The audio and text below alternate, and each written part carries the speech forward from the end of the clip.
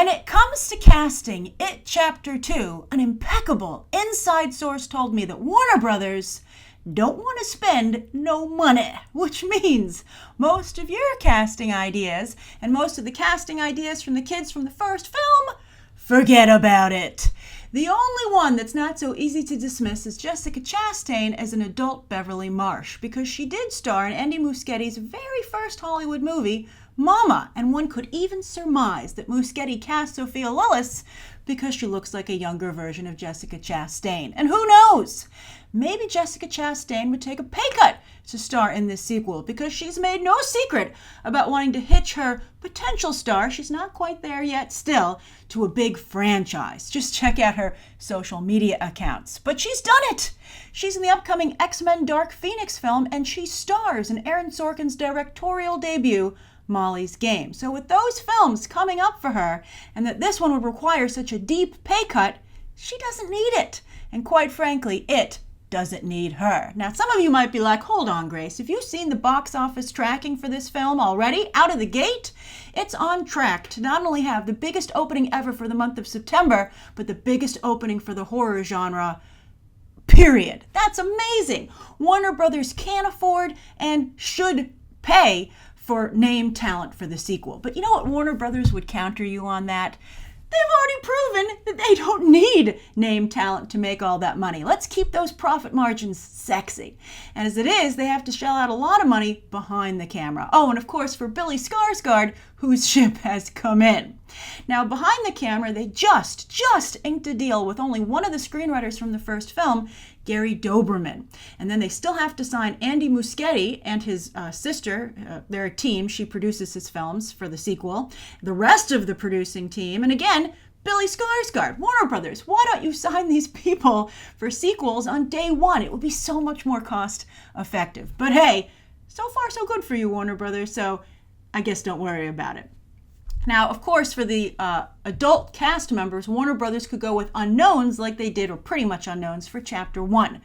But I think that would be a bit too cheap. This is, after all, now a prestige picture, with many calling it the best adaptation ever of a Stephen King novel. So you want to go for that sweet spot of talent that is recognizable to audiences, respected by audiences, but doesn't cost Warner Brothers an arm and a leg. Even better, if you can get talent that's just right on the edge and that this would be a great break for them, that would add even more to audiences' excitement, right? Why not have a great movie with a great cast where you get to do something nice for them, right? Now, warning, okay, I'm going to reveal the jobs that are attained by the adult members of the Losers Club because I think it factors into the casting decisions. But I will not tell you anything that happens to them once they return to Derry 27 years later, which, as Ben points out in the movie, the first movie, will put them around age 40. So with all that in mind, here are my picks for the adult cast of It Chapter 2. Let's start out with Bill Denbrough, played by Jaden Lieberher in Chapter 1. Now, Bill grows up to be a famous writer, like Stephen King, with one of his books made into a movie, and Bill gets to write the screenplay for that movie. In fact, I believe he's working on it when our story picks up again.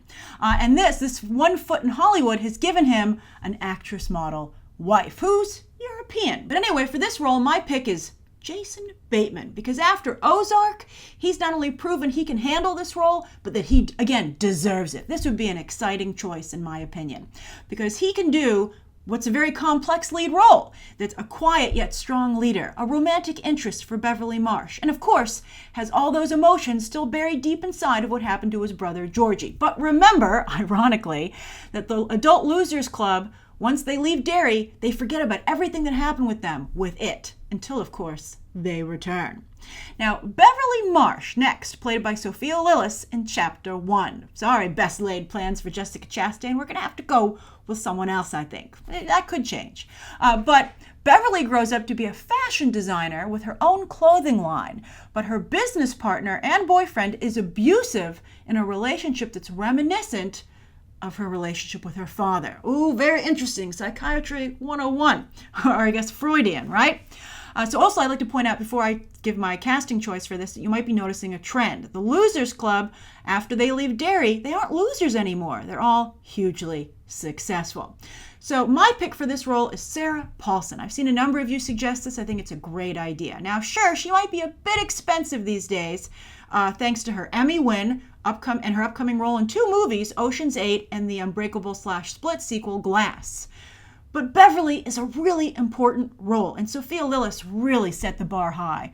And I think that Sarah Paulson could really do Lillis's performance justice, and she'd be cheap compared to everybody else's choices of Jessica Chastain and Amy Adams.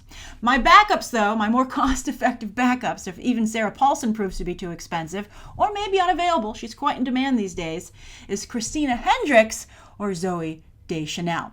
I think those are actually both really good as well, but I really want Sarah Paulson. Now, for the third member of this love triangle, Ben Hanscom, played by Jeremy Ray Taylor in Chapter 1, this starts to get a little bit more complicated. All right, so an important part of what happens to Ben when he grows up, and a lot of you don't know this based on your casting ideas, is that he loses weight. And the love triangle, by the way, heats up.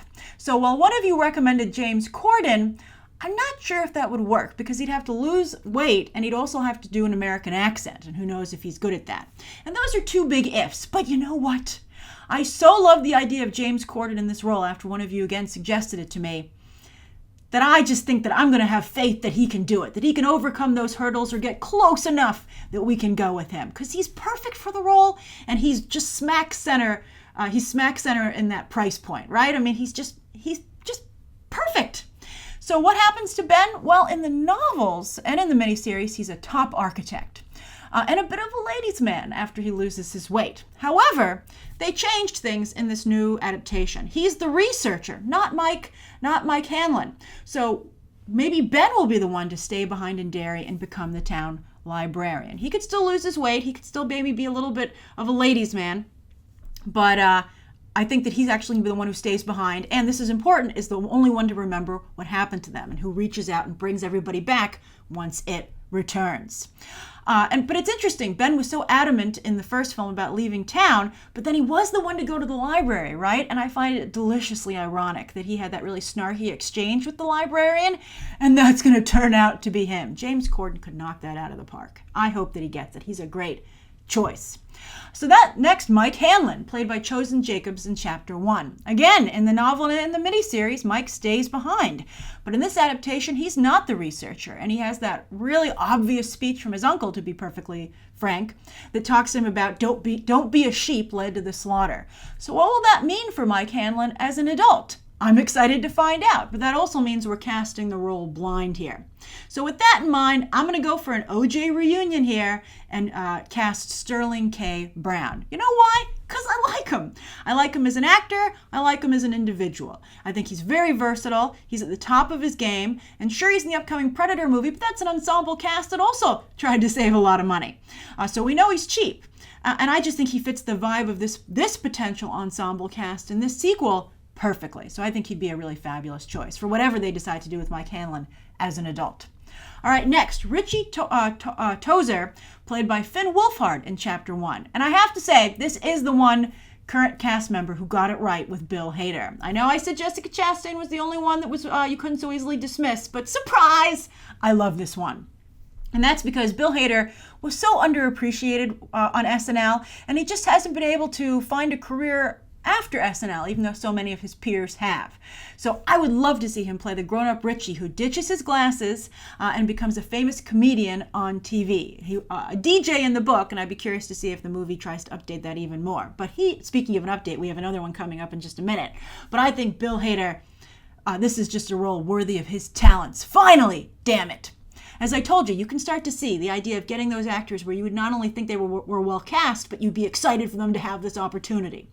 All right, next. Almost kind of like a Hollywood Losers Club, right? Oh, sorry, everybody on this list, but I mean it with love, and I'm putting you up for a very big movie. All right, so next up, Eddie Kaspbrak, played by Jack Dylan Grazer in Chapter 1.